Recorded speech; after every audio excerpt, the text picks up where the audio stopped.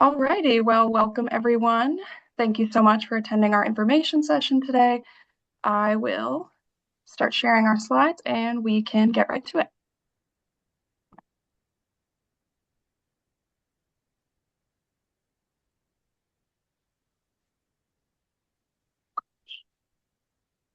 Alrighty, welcome everyone. Thank you so much for attending our information session for the Masters of Science in Addiction Policy and Practice. Today, we're going to first introduce ourselves and the staff and faculty that make up the program. We'll talk a bit about the program itself, what makes it unique. We'll talk about career opportunities and alumni outcomes in the field, go into admissions, what you should think about when applying and financing your degree. And finally, we'll pass it back to all of you to see if you have any questions about anything we've talked about today, anything related to the program. So first of all, my name is Jennifer Jansen. I am the program coordinator for the program. And what that means is I'm here to support students who are both in the program and prospective students from application to graduation. So if you have any questions about applying to the program, financing degrees, opportunities in the field or in DC, you're more than welcome to reach out to me. And from here, I will pass it off to our program director, Professor Regina LaBelle, and she will talk a little bit more about our faculty and staff. Thanks so much, Jenny, and welcome everyone. Great to see you all, those I can see, and thanks so much for everyone who has been invited, who's coming to meet with us today about the Master of Science in Addiction Policy and Practice. So as Jenny said, I'm Regina LaBelle. I direct the program and also teach in the program. And I have been in this position since we started in with our first class 4 years ago. This is our, we would be entering our 5th cohort next year. And my background is primarily, I'm an attorney by training. My background is primarily in policy. I worked for the federal government in the Obama administration at the Office of National Drug Control Policy for 8 years, and recently served in the Biden administration first year as acting drug control program, and also doing research in policy, addiction policy at the O'Neill Institute, which is at Georgetown Law. And with that, I'll turn it over to Dr. Myers, who can introduce himself. Welcome. It's a pleasure to be here. I've been at Georgetown quite a while, first at the medical center and more recently at the graduate school, where I am one of the co-directors, or in this case, the associate director of 2 grad programs, the Health and the Public Interest program and this Addiction Policy and Practice program. And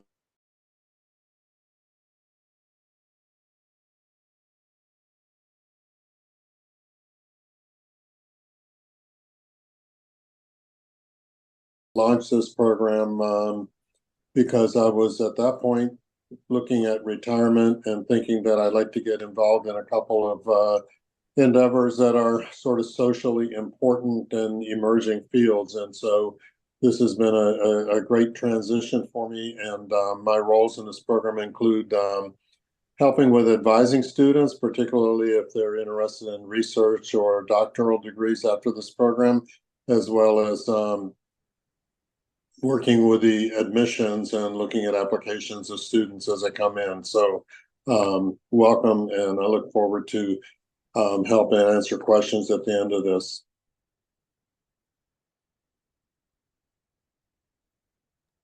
So let me tell you a little bit more about the rest of our faculty and our team. Shelley Weissman is a professor who teaches mental health and addiction law in the spring semester. She also was really instrumental in helping to start this program and acts as an advisor in advisory capacity to many students throughout the year and to us as we grow the program. Next slide, please, Jenny.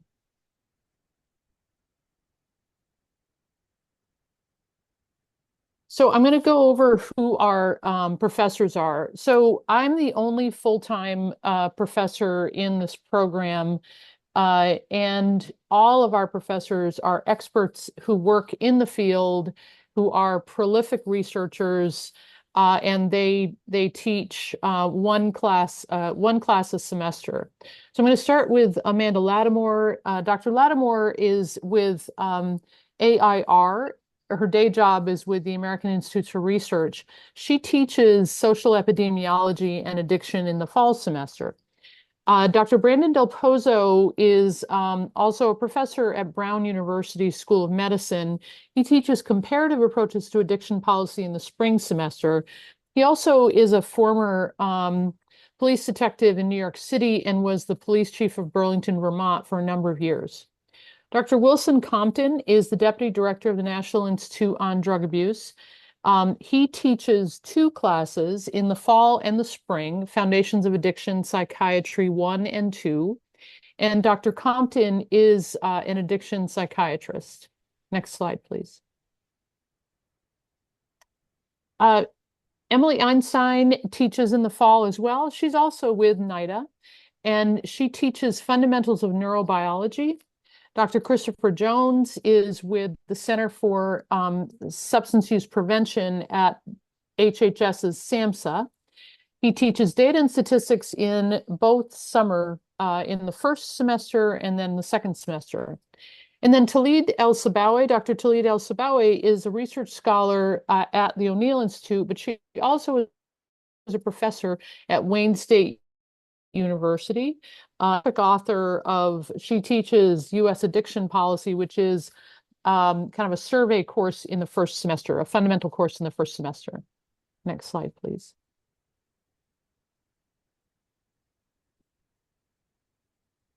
Just a little bit more about Georgetown and some of our values. Next slide, please.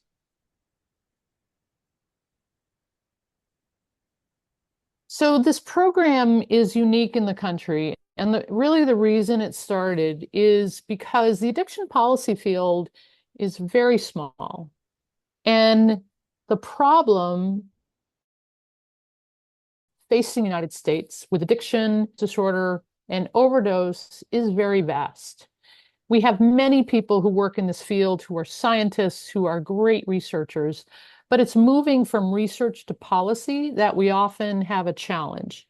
And so this program, the reason we started this program is because for the number of years I worked in state, I worked in local government as well, and federal government, you could see the gap between what was really happening was saying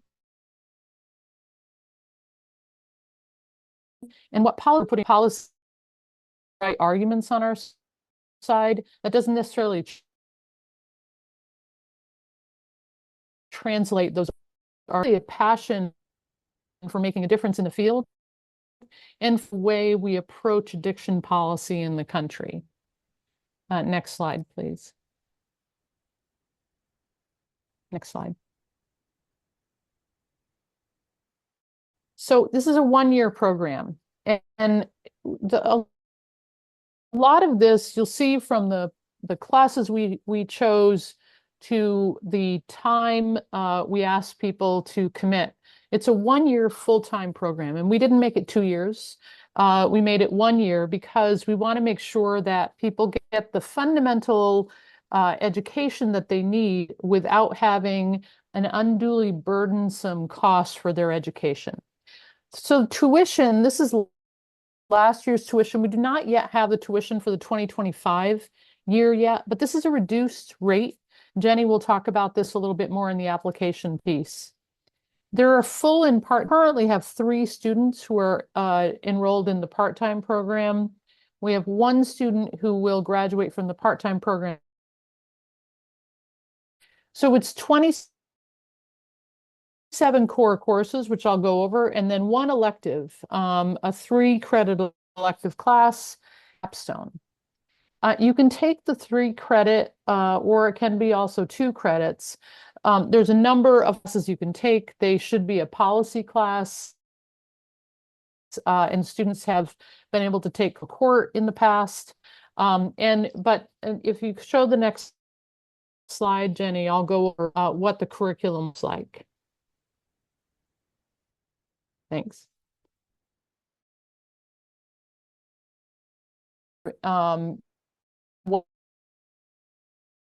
when you have a rolling admission, but depending on when you're admitted, maybe it's March and you live in California, you'd have to come to DC. The first class is virtual. The first program is virtual, 3 classes, healthcare finance. She teaches health with the state. She also worked at the Office of National Drug Control. Addiction care funded in the Affordable Care, and what the unique mechanisms are for funding addiction treatment, recovery supports, harm reduction, et cetera, in the United States. U.S. addiction policy is in that first summer, and then data analysis and statistics and drug policy. So these are kind of the core courses you take in the fall, in the summer, first summer, virtual, that prepare you for the rest of the year. In the fall, Foundations in Neurobiology,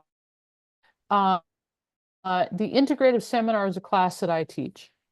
That integrative seminar is into the where we bring together the science of addiction with the policy making. We do a lot of discussions. We have a lot of speakers in the spring. People have to go on various field trips, but the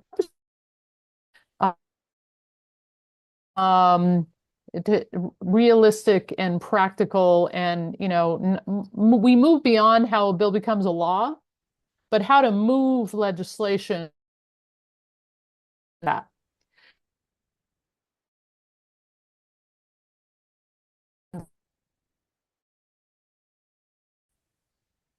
In the spring,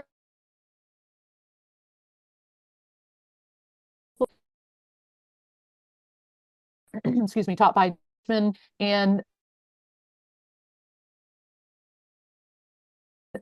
then the 2 taught by summer 2, and how other countries addiction policy analysis.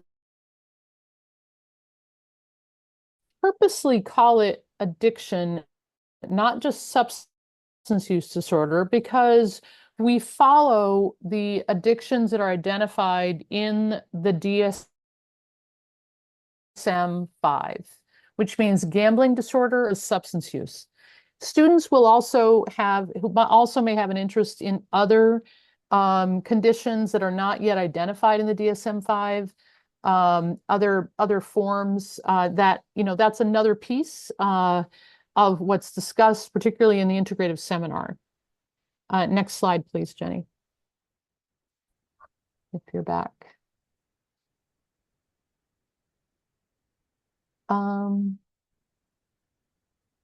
Okay, thank you.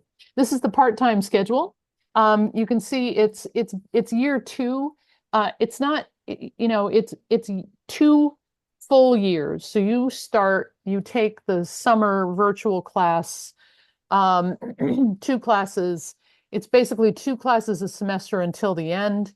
And then you'll take with the new incoming class, you take the year 1, and then year 3, you have the comparative approaches and the mentored capstone. It's really year to year. It's really 2 full years, but this is what the calendar looks like. And if anyone is interested in the part-time option, we have students you can talk to as well. Next slide, please. So, as I mentioned, the purpose of this program is really to change addiction policy and the way we approach it in this country. And I'm really excited about where our students have ended up. We have 2 at the American Society of Addiction Medicine, 1 at the American Medical Association, the American Psychiatric Association.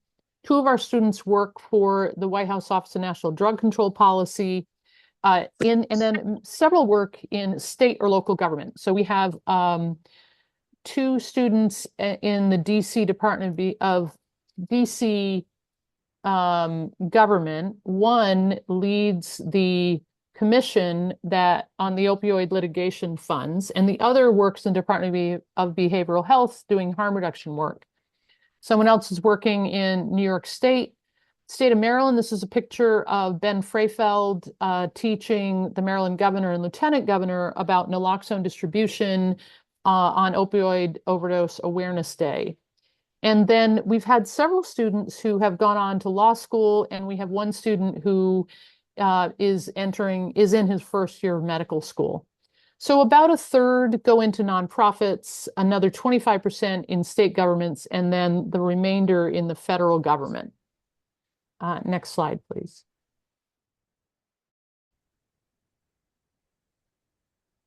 Thanks. So we want to make sure that students get a really fulsome education.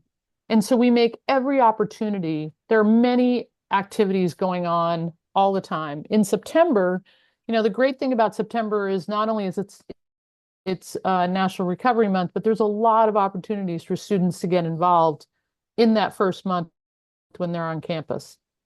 So a few weeks ago, students participated in the 2024 Walk for Recovery in DC. They also went to a gala. They were invited to Faces and Voices of Recovery, a gala event. Several students went to the White House for International Overdose Awareness Week event. We've had students and faculty at the RX Summit. And we also have a Hoyas for Recovery program, which I know there's another. But there's a Georgetown Day is held every year on campus. And a few years ago, our Hoyas for Recovery students held an event that provided, alternative beverages for students on campus and talked to people about recovery and also talked to addiction.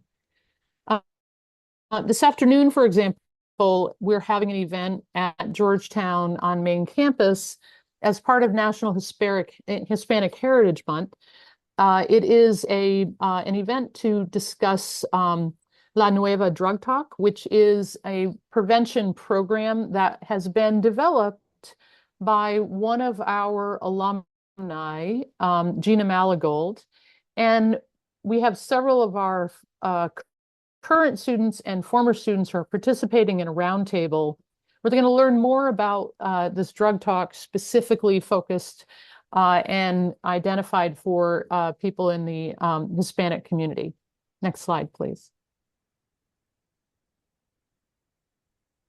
So it's just a few of our students. Ben is working for the state of Maryland right now. He's very active in their overdose response. Next slide, please.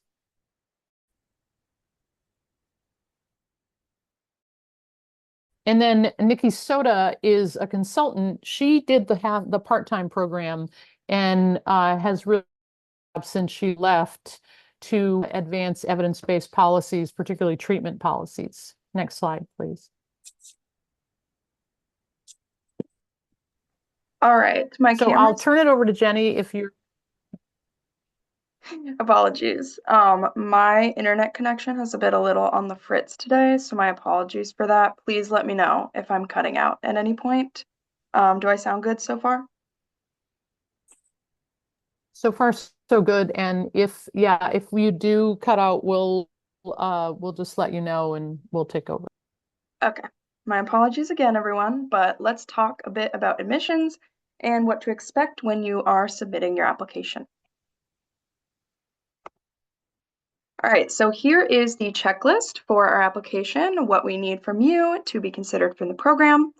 All of this is handled through an online portal. You can also see that on our website if you're curious. The first thing we need is a completed application form. We also require an application fee. However, if you apply by the priority January 15th deadline, that fee is waived. So that's a really great thing to keep in mind. We also require a 500-word academic statement of purpose. This is a great place to discuss your academic journey, what brought you to apply to the program, and what you hope to get out of it. Although it's listed as optional, we also strongly urge applicants to fill out the personal background statement. This is just another 500 words, and it gives you the opportunity to expand on your personal background and your experiences and how they contribute to your interest in the field.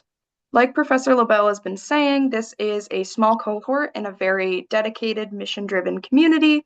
So we just really like to get to know more about our applicants and what kind of draws them to the program, which is a great place to do so.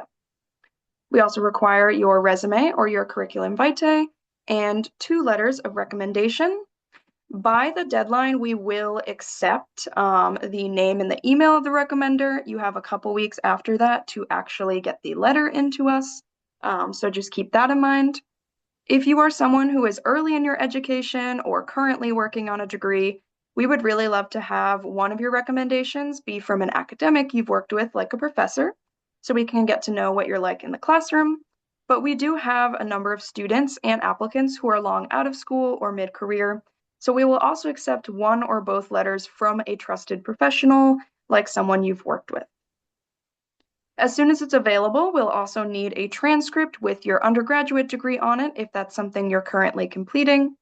Like the letters of recommendation, we will accept an unofficial transcript by the deadline, but keep in mind that we will need an official one that shows you've completed an undergraduate degree in order to make a final decision with the graduate school. Finally, for those of you who are international or non-native English speakers, we require a demonstration of English language proficiency test. You'll see the minimum scores on the right of those 2 tests to be considered eligible.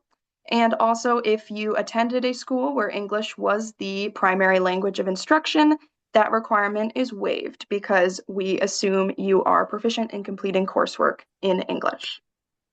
We do not require the GRE, but you are welcome to submit that as well. All right, so what does it take to be considered eligible for admission to the program? Firstly, applicants must hold a bachelor's degree or an equivalent from an accredited institution. Secondly, again, we really want to get to know you and what draws you to the program, so demonstrated interest in addiction policy is strongly preferred. And we also want to see things like interest in public policy, social science, healthcare, or community service, if those are some things that have been involved in your life. Consideration will also be given to individuals with lived experience and work experience, so don't forget to mention that.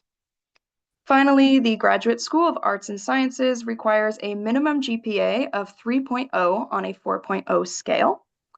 All of this being said, however, we do conduct a holistic review of applications. We've had students that come straight from undergraduate degrees, we've had mid-career professionals, and we've had students in long-term recovery. We really want to get to know our applicants, and we acknowledge that not everyone has the same professional or academic journey. So if any of these eligibility criteria concern you at all, we encourage you to reach out to us via our email, addictionpolicy@georgetown.edu, or reach out to me directly, and we can see if we can work something out. All right, so those deadlines I've been mentioning, the priority deadline for our next cohort in 2025 is January 15th. If you apply by this deadline, the application fee is waived, which is really great. For the regular deadline, classes begin same time as priority, July 2025, and the final deadline there is April 1st with an application fee of $90.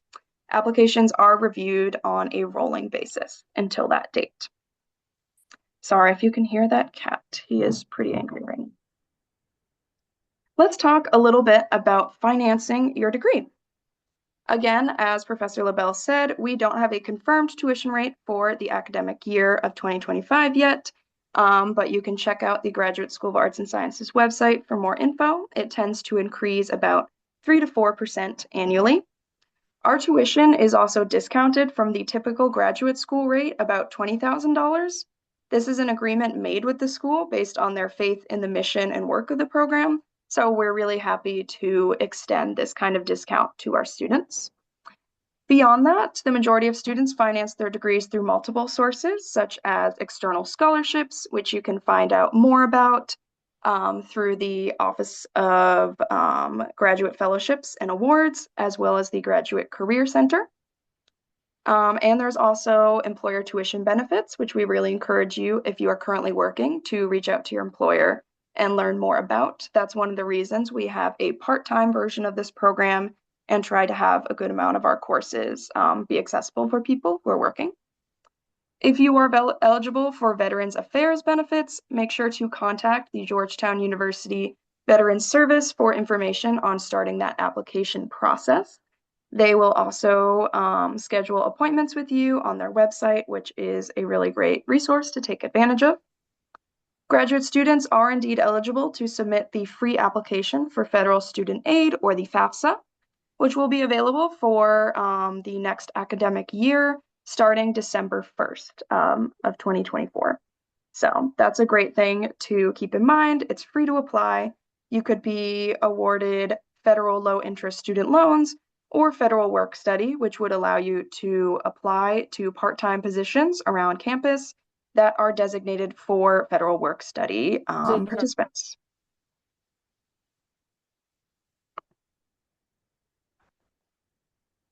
What was that?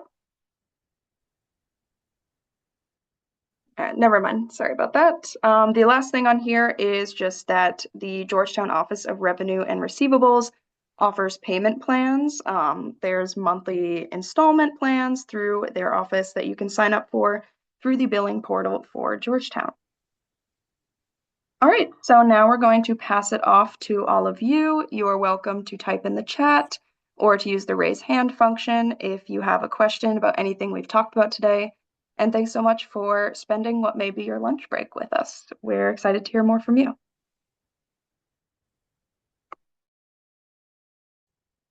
I wanted to add something to the essay.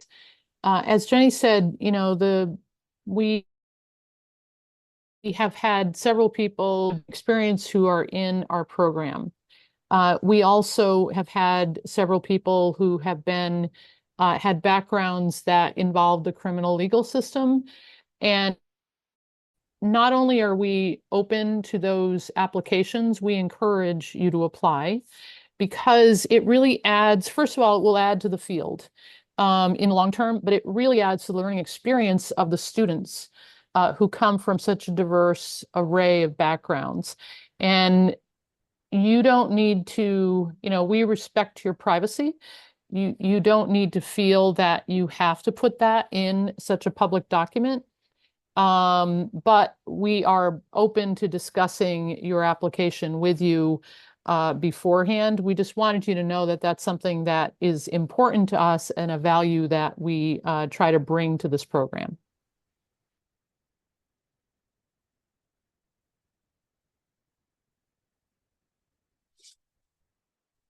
So you can raise your hand or unmic, and we can take your questions at this time.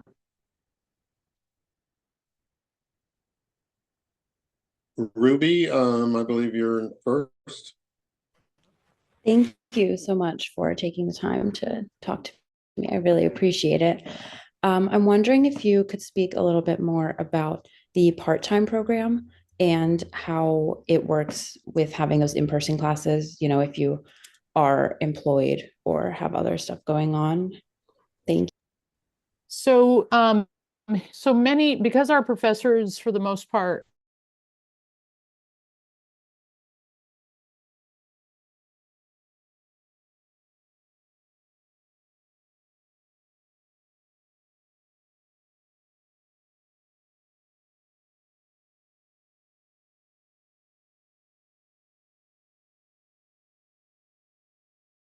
or graduates, so that you could talk to them about how they managed it. I think it depends on where you work, but it's manageable, and it has been manageable for our students. Our classes after that first 6 weeks are in person. However, we're open to flex if you find that you need a class or two online, that you're not going to be able to be there. or to make it up. So, while we don't want it to be a regular occurrence, that's certainly something that we can work with you on. But again, if you want to be connected to a student, Jenny's going to put in the chat box our emails so you can connect with us. Thanks. And I think Ignacio was next. Hi, thank you. I was wondering if anyone could speak a little more to what electives are available to students. I know that we talked about you could do it at the McCourt School of Public Policy or at the Law Center. So I was just wondering what students had done in the past. Yeah, we have a list of approved classes that students have taken. We've had a couple students take like a week-long intensive that worked for them because they had other jobs. One was on state legislative policymaking, which they think they thought it was intense, but it was good for them. We've had a couple students take a class specifically in education policy. We've had others take classes in leadership development and racial equity issues. Those are, among the classes that have been taken. The McCourt students, the McCourt school, a lot of classes, but we have to kind of apply to get in. And then the students, you have to have like 2 or 3 classes that you're interested in, and then they approve it.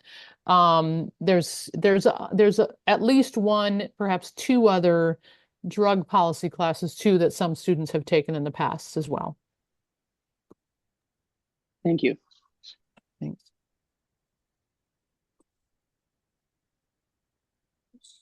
So there's one question in chat by Mary. She asks, how liberally is out-of-state financial aid given to students in this program, and what types of employers help out with tuition? So let me try to address that, and maybe Professor LaBelle or Jenny want to chip in. But, basically Georgetown is a private institution, so nobody is in state or out of state. You're a Georgetown student.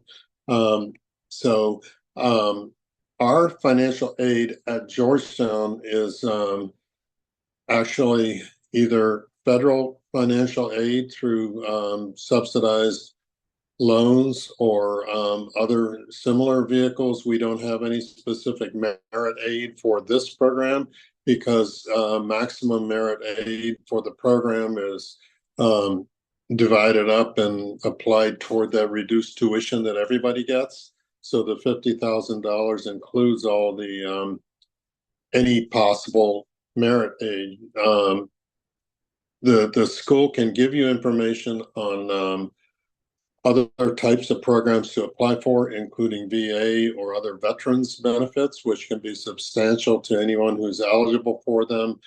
And as for employers, that really depends, and you need to talk to your specific employer, or if you're thinking about taking a job somewhere, that's certainly, one of the top questions I'd have if I was looking for a job and was also looking at educational programs is, do you provide tuition benefits for your students? Some government agencies occasionally have programs that will pay for part of your tuition, certain nonprofits, et cetera, but it's really something for you to investigate.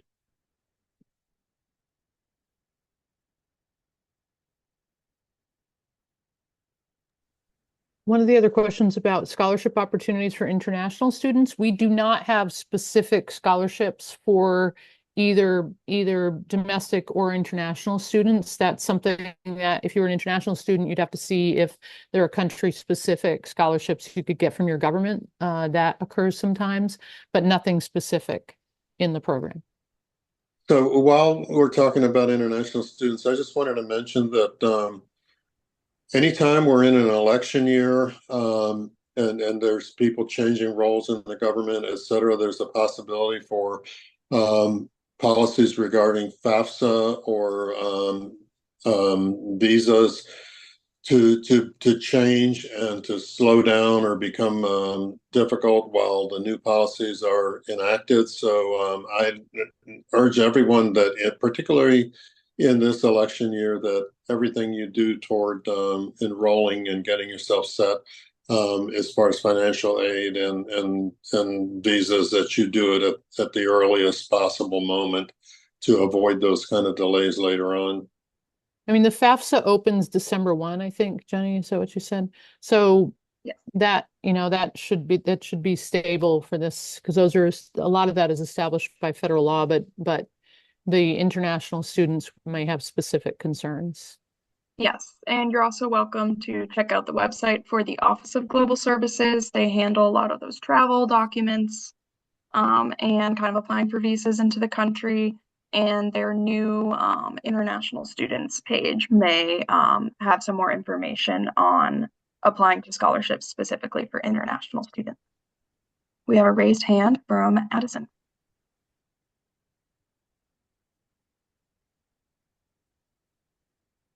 Hey, I had just had a quick question. I wanted to learn a little bit more about the mentored capstone in the last semester, what students have done in the past, what that entails. I'm just interested in it. Sure. Thanks, Addison. So, it really varies. We had the person who's an alumnus, who is Gina Malagold, who's doing the Hispanic Heritage Month event today. She wrote hers on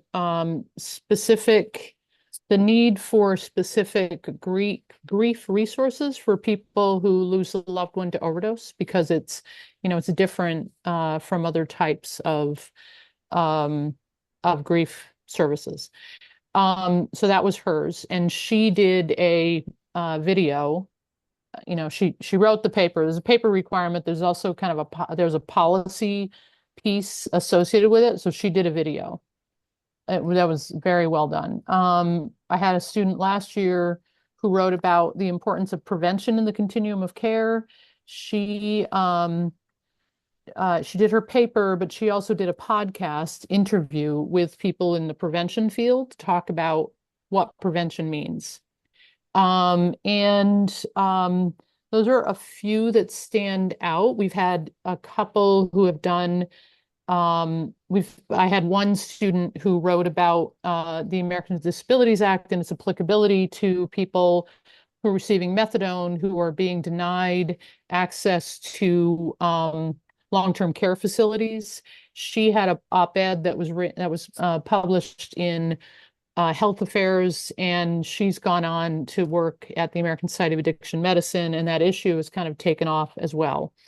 So those are three that come to mind, but it's what we want is students to pick something that they're really passionate about and that they can kind of think about early enough that they can gather the information they need, so their final project is something that really means something to them and also contributes to the field.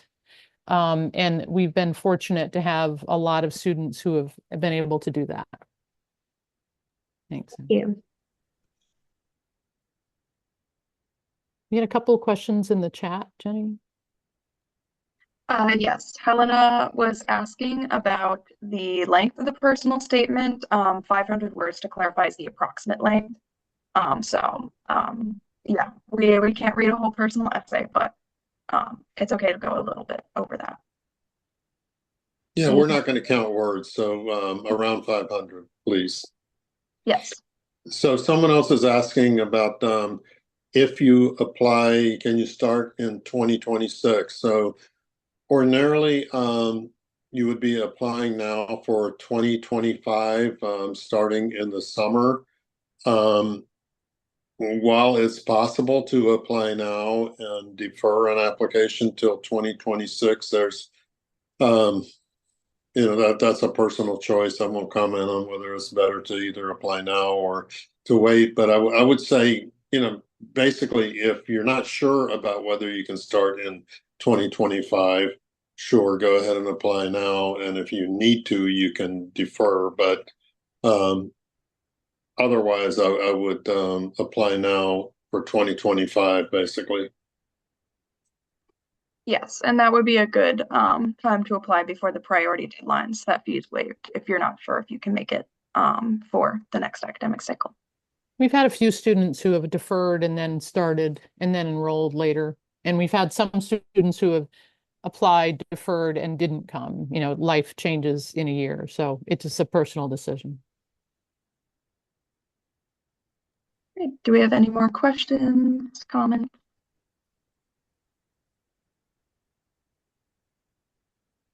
So one thing I don't think we talked very much about is that there will be opportunities to interact with the program over the next few months.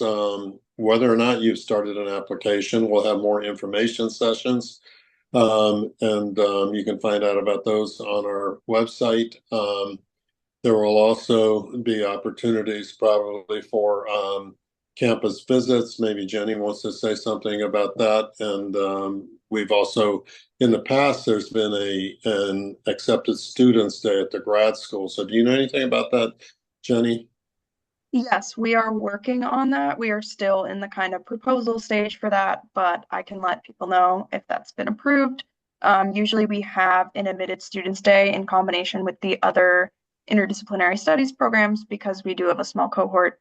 So you can meet other people who are admitted to the program if you attend that, as well as other people across the interdisciplinary studies area of the Graduate School of Arts and Sciences.